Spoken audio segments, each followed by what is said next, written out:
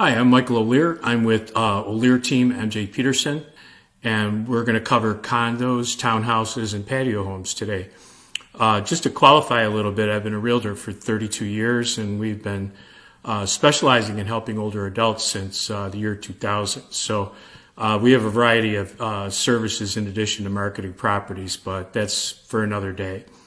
Today we're talking about condos, townhouses, and patio homes. So what is a condo? A condo is actually a type of ownership. It's a joint ownership where all the people that reside in a given development own a piece of the common elements. So these can come in a variety of forms.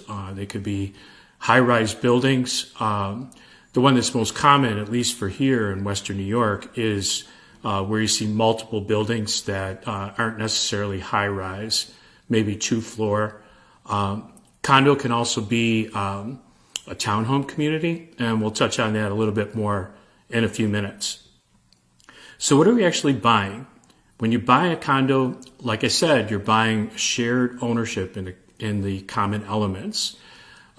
What your interior space that you're going to live in is primarily what you're purchasing, and that's everything that's within the skin of the interior walls.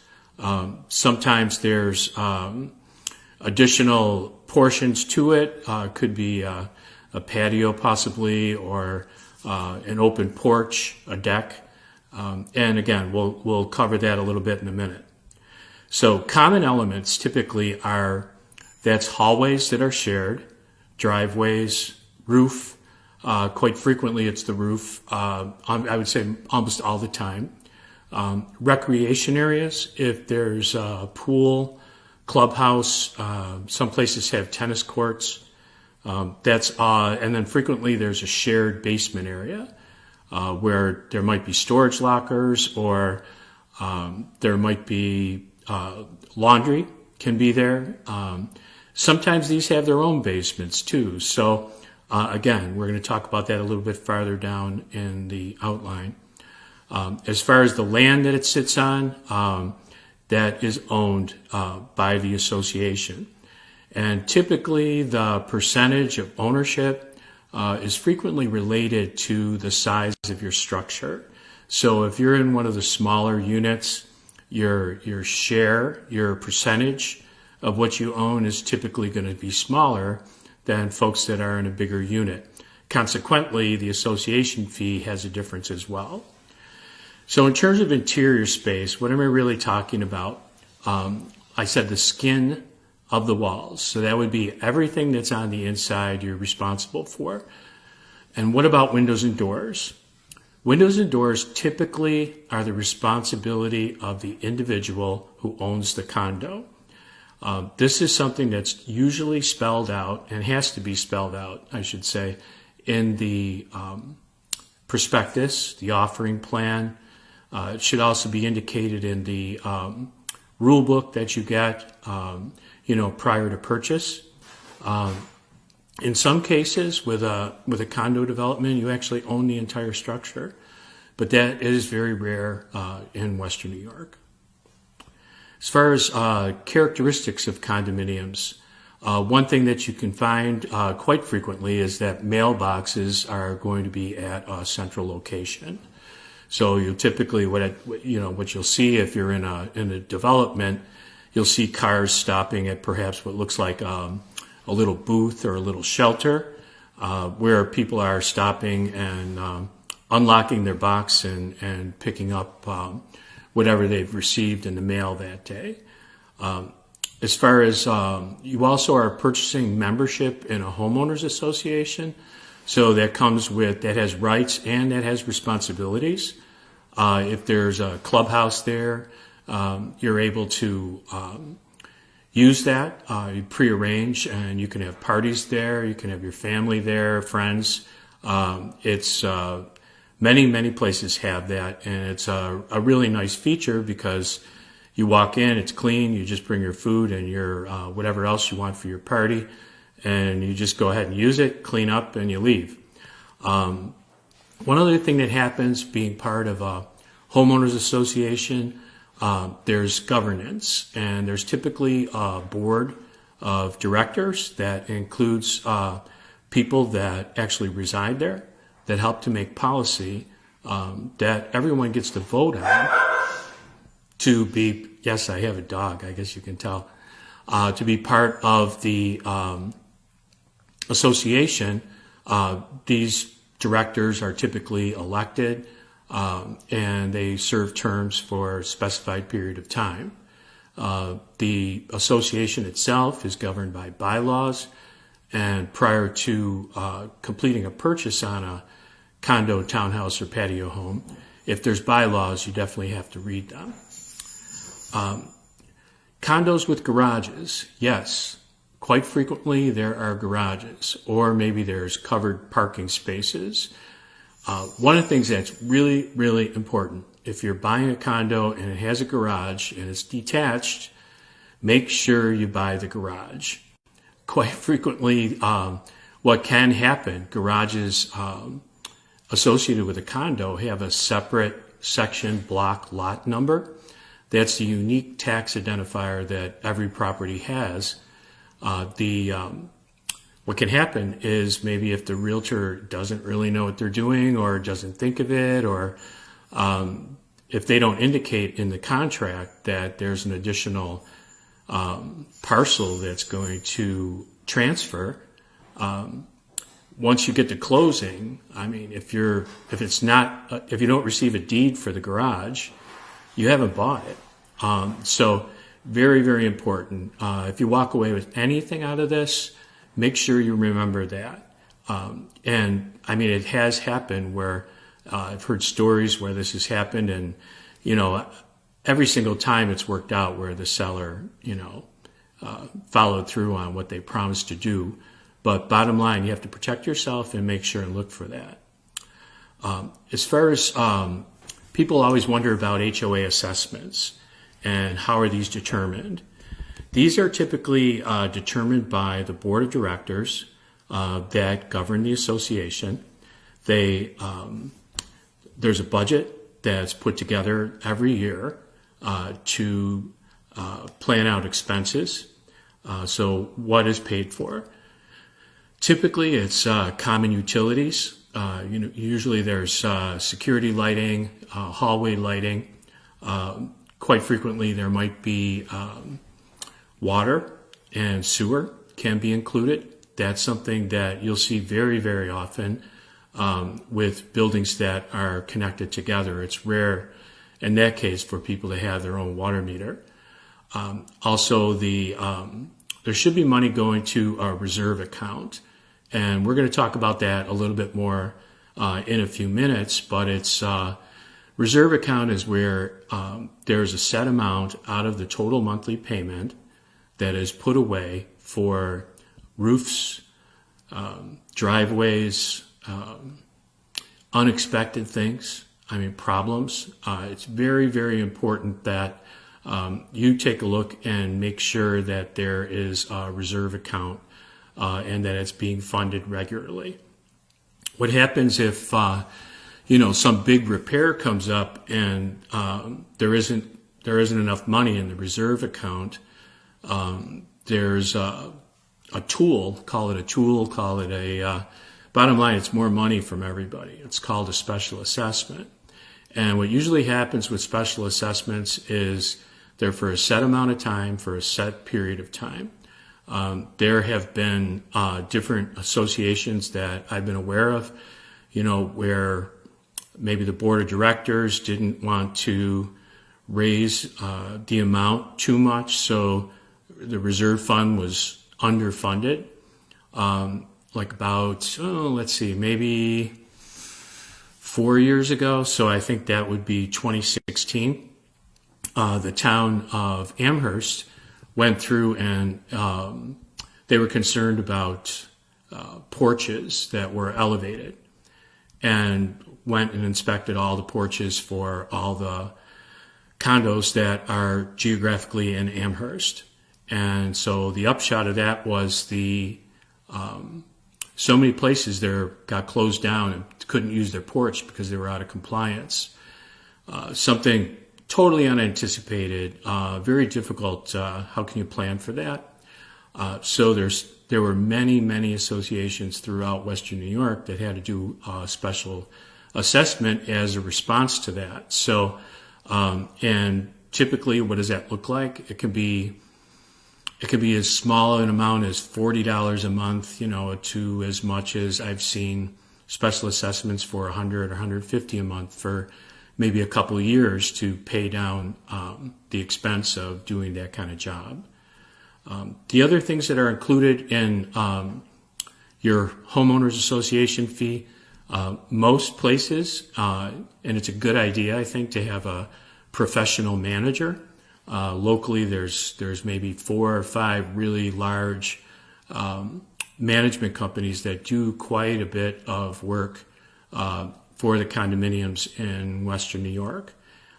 It's much easier and much better than having management by residents. That's my opinion, and I think the difficulty is when it's an all-volunteer organization. Quite frequently, things maybe won't get done or won't get done in as timely a basis. It's also much harder to hold people accountable that are donating their time. So if you ever run across that situation, I would strongly suggest professional management. As far as the steps prior to purchase, something I think that's really important is to make sure, well, let's backtrack a little bit. There's a mechanism in the contract of sale. It's called the Condo Association Rider and the Homeowners Association Rider. And in there, it specifies that the seller of the property has to deliver to you within 21 days all rules, minutes, declaration, every aspect of any amendments to the offering plan. It's a fair amount of paper to make sure that you have a thorough examination of the what kind of rules you have to live by, what does the budget look like, is there a reserve fund. One of the things I think that's really important for real estate people to do, I think it's critical that real estate people take the time to actually get the official list of rules for the condo association and post them in the back office with the listing. I think that one of the things that can happen and it's a horrible thing for the volunteers that are working at in a voluntary capacity on the board of an association, is some people will proceed through this process. Maybe they're using an attorney that's maybe, not too familiar with real estate. And all of a sudden, they've bought a condo where they can't have a dog and they love their dog. They have a 60-pound German Shepherd. That things like that do happen. And then it falls on the board of directors to, bring it up and talk to them about it and tell them they have to get rid of their dog. And it's a really difficult situation. So if there are no rules posted for you to look at prior to making an offer to purchase, it's critical that you ask for them, and you may or may not receive them prior to signing a contract for the property. But it's important to know that you have a 21-day period to review them. Real important. You got to make sure and do that. Oh, one thing I have to correct myself there. There's a 10-day period where they have to be delivered from the seller to the purchaser, and then the purchaser has 21 days to review. So that's correction. So in terms of key documents, like what would I suggest? I mean, the offering plan is going to be ridiculous for you to read. It's a legal document. It's probably 150 pages long. I think you should leaf through it, see if there's any relevant sections that, apply, like if it's got a heading that says pets. but the things that I think are really, really important to do are to look at particularly the minutes of the association for, say, the last 3 to 6 months. Say you're buying unit 16A and it's a lower, and 16B is upstairs. Say you're looking in the minutes and it says, received another noise complaint from owner of 16A. That would be something you want to know about before you get committed. So the other thing I think that's really important to take a look at in the minutes is if there's any discussion of any pending special assessments. That's usually where it will appear. Whenever the budget is approved, it could be on a fiscal year of, starting and stopping sometime during the year. It could be on a calendar basis. So it's important to make sure and look at those documents and see what you're buying. So how does insurance work? The insurance is definitely different. You have to talk to your insurance agent about it. Your homeowner's policy that you've been accustomed to over the years will not work. The type of thing that the terms that are covered in a condo policy relate primarily to the skin within the walls, and then also there's coverage for you for guests, say that would fall down the stairs in the common area. So I would, and what's the cost? Condo insurance is typically less because there's also, one thing I forgot to mention in your homeowners association fee, the association also carries what's known as a master insurance policy. The master insurance policy covers hallways, driveways, all those common areas. If a contractor gets hurt, falls off the building, that's the primary insurance. But in terms of what you need to get, best thing you can do to keep it simple, talk to your insurance agent and they can give you an idea what the cost would be once you tell them the approximate value of what you think you want to buy.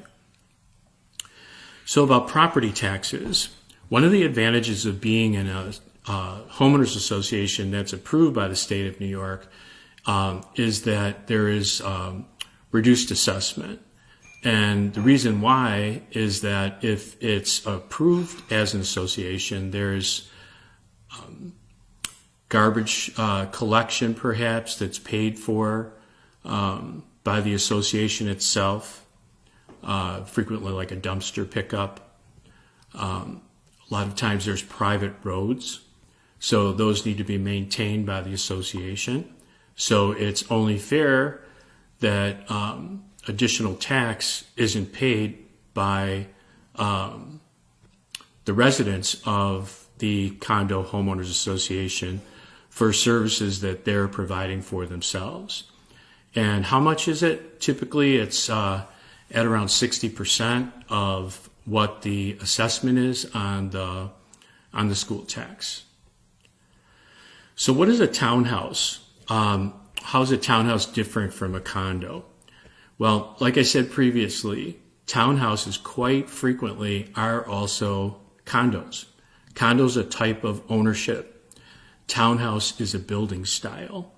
So townhouse, one of the things that is what helps identify it and answers the question is there's typically common side walls. If you're an end unit, obviously you only have one side wall.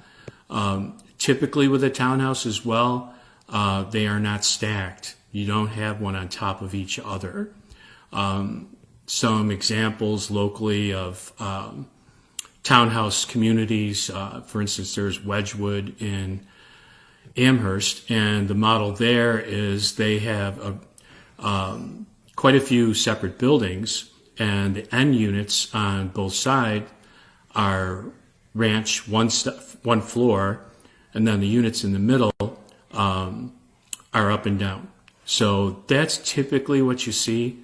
As far as the exterior look, if you're combining single story and two story, it looks a lot better to put single story on the ends. Quite often, one of the other things that can happen with a townhouse is that quite frequently the property that's behind is included. So maybe there's a secluded concrete patio, maybe a tiny bit of green space where you can put some plants, front porch maybe. Sometimes I just closed the unit where on the exterior 10 feet out the front actually belonged to the townhouse. You're still getting your sidewalks maintained and shoveled in a lot of cases.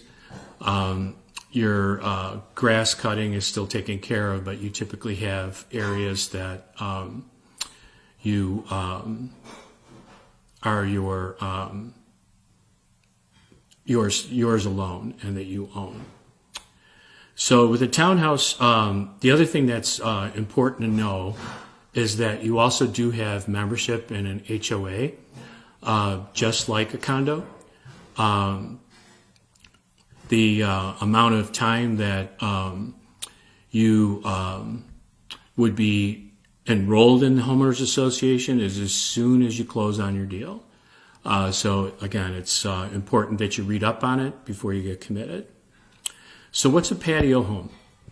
A patio home can have a state-approved homeowners association. Frankly, in Western New York, that's more rare. You do have several developments where you do have state approved, but most of the time they're not, and they're fully assessed. So what a patio home typically is, it's a single family home subdivision. The difference is the developer received approval to reduce the setback requirements. So the setback requirements are how far from the property line you can build, both on the sides and the front and the back. And they've also received a variance to increase the density. So density is how many units can you put within a specific land space. So the amount of units that are there, it's always way more than what you would find in a single-family home subdivision. In patio homes, it's typical to have the grass cut, paid for out of your association fee. But in terms of your taking care of flower beds, if you're going to finish them in the back, usually that's something that you have to do. What you find with a lot of patio home developments is that the homeowners association will take care of the front landscaping. But in terms of as far as if you want to do something on the sides or in the rear, typically that's your responsibility. One other thing that's different about patio homes is that the roof on the structure is typically your responsibility, as well as the siding. You own the whole structure. So as far as a planned unit development is our last thing to talk about. There's only really a few of these in Western New York. Two of the largest ones are located in Amherst, and that's the Audubon community and also Ransom Oaks. So as far as planned unit development, where my sister lives in Georgia, it's very, very common. There are so many. It's like, just to give you an example with Ransom Oaks, you have a very small annual membership fee to be in the homeowners association, and it's what that covers. Like, to give you an idea, say a house that's worth $250,000, your annual fee is maybe going to be around $230, $240. That's going to include your being able to use the pool, the tennis courts. It helps to also cover maintenance of common areas, which would be islands like on the street. You still take care of your own lawn. You still are subject to different rules as well. Like for instance, in Ransom Oaks or Audubon, there's no fences allowed unless you have, and also there's no in-ground or above-ground pools. So it comes with some freedoms and some benefits, but also has some restrictions. So if you're thinking about buying a condominium or a patio home or a townhouse, how do you go about it? Well, I think the first thing to do is to actually make a list of those items that are absolutely necessary for you. Where this falls out a lot of times is, do you absolutely want to have your own laundry? You don't want to share a space where you want to have your own laundry room. Quite frequently, that's something that I hear from people. If you want to have your own garage, I mean, those are things that you divide, and they come with a price too. So what's most critical is to decide what you really need. And then also the fundamental unit of real estate is square footage, like understanding the amount of space that you really want to buy is one of the first things that really needs to happen, in order to end up somewhere where you really want to be without wasting a tremendous amount of effort to get there. So once you've had your list, the next thing to do is to talk to a realtor, maybe talk to two realtors, have them take what you've identified as your needs and then compare it to reality by actually sitting down, or you can do things. We're doing a lot of consultations remotely now, so we can do something virtual, share a screen. Very, very easy to do, frankly. If you're watching this now, you could certainly participate in a video conference. We use a thing called screen sharing. With screen sharing, you actually can go through and see all the recent sales in a given area that have the attributes that you're interested in. So if you want a garage, you want at least 1,400 square feet, you want everything on the first floor, and you want a porch. That can be identified. And just by looking at, putting in that data, looking at sales over the last couple of years, what you get to is you identify which homeowners associations match your reality. So once you have that in mind, and maybe there isn't anything available right now, but you just keep an eye on the associations that you're interested in. That way you're not, running amok, looking at places that maybe you would never even consider. But it's really important to do that first. So if we can help you with consultation in terms of, making some kind of move, whether it's to a condo, smaller house, apartment, we can do a virtual appointment and meet up with you that way. We can actually help you figure out what to do and what not to do with your house simply online. Or, when the time comes, we could make an appointment. So thank you very much for tuning in today. I truly appreciate it. And I hope you have a really good day and a safe day. Take care.